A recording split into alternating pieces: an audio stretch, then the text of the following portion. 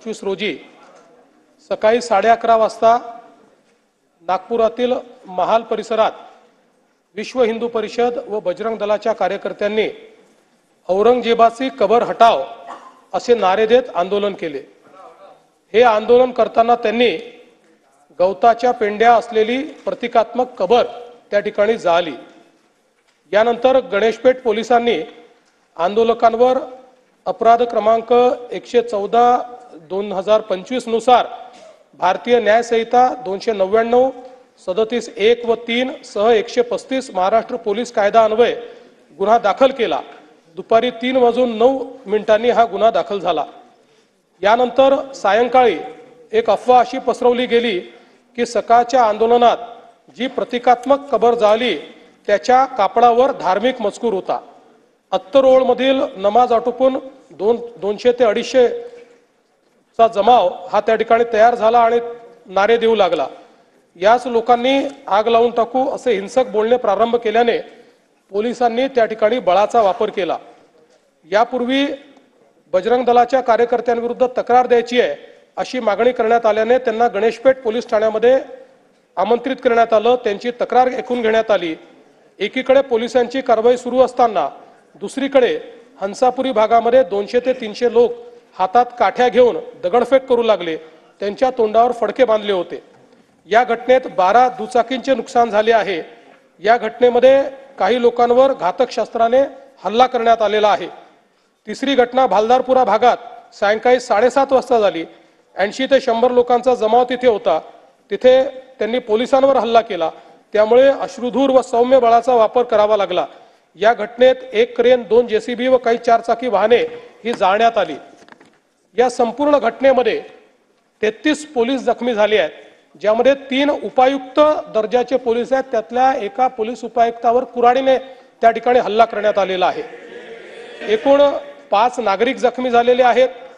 तिघांना उपचार करून सोडले आहेत। 2 रुग्णालयात आहेत, यातला एक ICUत आहे। एकूण 3 गुन्हे गणेशपेठ पोलीस ठाण्यात दाखल झाले आहेत। तहसील पोलीस ठाण्यात 2 गुन्हे दाखल करण्याची प्रक्रिया सुरू आहे। असे एकूण 5 गुन्हे आहेत। 11 पोलीस ठाण्याच्या हद्दीत संचारबंदी लागू करण्यात आलेली आहे। एंट्री पॉइंटवर नाकाबंदी या तहसील कोतवाली, गणेशपेठ, पाचपावली, लकडगंज, शांतीनगर, सक्करदरा, नंदनवन, इमामवाडा, यशोधरा नगर, कपिलनगर या ठाण्यांचा समावेश आहे। SRPFच्या 5 तुकड्या या ठिकाणी तैनात करण्यात आलेल्या आहेत।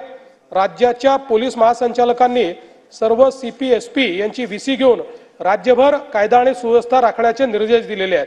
अध्यक्ष महोदय, एकूणच याच्यामध्ये जर आपण बघितलं तर सकाळची एक घटना घडल्यानंतर मध्यंतरीच्या काळामध्ये पूर्णपणे शांतता होती, पण त्यानंतर मात्र संध्याकाळी काही लोकांनी जाणीवपूर्वक अशा प्रकारचा हल्ला केल्याचं या ठिकाणी लक्षात येत आहे। याचं कारण जवळपास एक ट्रॉली भरून त्या ठिकाणी दगड मिळालेले आहेत आणि काही लोकांनी जमा करून ठेवलेले दगड, वरती जमा करून ठेवलेले दगड हे आपल्याला पाहायला मिळाले।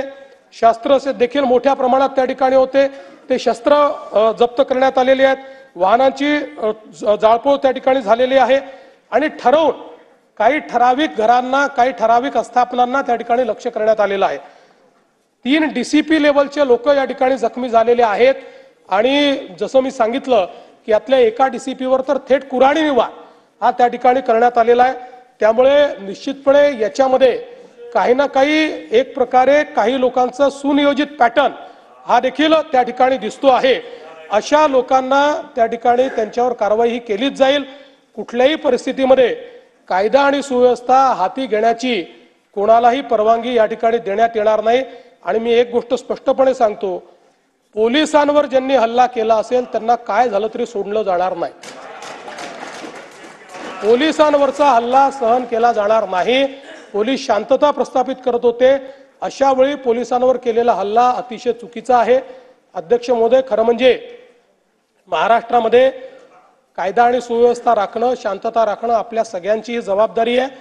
मी नागपुरातली जनता असेल, महाराष्ट्रातली जनता असेल, या सर्व जनतेला ही विनंती करू इच्छितो की सर्व समाजांचे धार्मिक सण हे या कालावधीमध्ये चाललेले आहेत।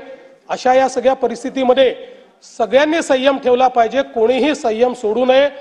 आपल्याला कायदा आणि सुव्यवस्था आणि शांतता कशी राखता येईल, एकमेकाच्या प्रति आदरभाव कसा राखता येईल अशा प्रकारचा प्रयत्न हा सर्वांनी करावा, अशा प्रकारची या निमित्ताने मी अपील करतो। खरं म्हणजे आज महाराष्ट्रामध्ये विशेषतः म्हणजे मी कुठल्या सिनेमाला दोष देत नाहीये, खरं म्हणजे छावा या चित्रपटाने छत्रपती संभाजी महाराजांचा खरा इतिहास आपल्या समोर आणला, पण त्यानंतर राज्यामध्ये लोकांच्या भावना देखील खूप मोठ्या प्रमाणात त्या ठिकाणी एक प्रकारे प्रज्वलित झालेल्या आहेत। औरंगजेबाबद्दलचा जो काही राग आहे तो रागही खूप मोठ्या प्रमाणात त्या ठिकाणी बाहेर येतोय। या सगळ्या गोष्टी आपल्या ठिकाणी असल्या तरी मला असं वाटतं की महाराष्ट्रात कायदा आणि सुव्यवस्था राखणं हे अत्यंत महत्त्वाचं आहे, त्यामुळे सर्वांनी संयम बाळगला पाहिजे। महाराष्ट्र एक प्रगतिशील राज्य आहे, या राज्यामध्ये मोठ्या प्रमाणात इन्व्हेस्टमेंट येत आहे। या ठिकाणची कायदा सुव्यवस्था, इथली सगळी जी काही सामाजिक घडी आहे ही जर योग्य प्रकारे राहिली तर मला असं वाटतं की आज ज्या प्रगतीकडे आपण चाललोय त्या दिशेने जाण्यास आपल्याला अधिक मदत होईल। आणि म्हणून निश्चितपणे कायदा आणि सुव्यवस्था राखण्याकरता, शांतता राखण्याकरता मी आवाहन करतो आणि त्यासोबत ही देखील चेतावणी देतो की कोणीही या ठिकाणी जर दंगा करण्याचा प्रयत्न केला त्याचा जात धर्म न पाहता त्याच्यावर कारवाई केली जाईल आणि पोलिसांवर जर कोणी हल्ला केला तर त्यांना सोडलं जाणार नाही, त्यांच्यावर कडक कारवाई ही केली जाईल, हे देखील या निमित्ताने मी सांगतो। झालं आता काय खोतकरजी काय अध्यक्ष मी दिले, अध्यक्ष लिखित दिले। अध्यक्ष महोदय, आज अध्यक्ष महोदय सदन के माध्यम से तर छावा चित्रपटानंतर लोकांच्या भावना प्रज्वलित झाल्या असं देवेंद्र फडणवीसांनी म्हटलंय। राड्याच्या घटनेनंतर विधानसभेत मुख्यमंत्री देवेंद्र फडणवीसांनी निवेदन दिलंय। या घटनेत 33 पोलीस जखमी झाले असून एका पोलीस अधिकाऱ्यावर कुऱ्हाडीनं हल्ला करण्यात आला अशी देखील माहिती विधानसभेत देवेंद्र फडणवीसांनी दिलेली आहे। यात 5 नागरिक जखमी झाले असल्याचं देखील त्यांनी सांगितलेलं आहे। तर नागपुरातील या राड्यानंतर आपण पाहतोय कोणी दंगा करण्याचा प्रयत्न केला तर कारवाई केली जाईल असा इशारा देखील मुख्यमंत्र्यांनी दिलेला आहे। पोलिसांवर हल्ला करणाऱ्यांना सोडणार नाही असं देखील फडणवीसांनी यावेळी म्हटलंय। राड्यात काही ठराविक घरं आस्थापनांना लक्ष करण्यात आलं असं देखील फडणवीस म्हणाले। फडणवीसांचे महत्त्वाचे मुद्दे आपण पाहूयात। हंसापुरी भागात दगडफेक झाली, तिथे अनेकांवर हल्ला करण्यात आला। भालदारपुरा भागात देखील राडा झाला, तिथे पोलिसांवर हल्ला करण्यात आला। नागपुरात काही ठिकाणी संचारबंदी लागू करण्यात आली आहे।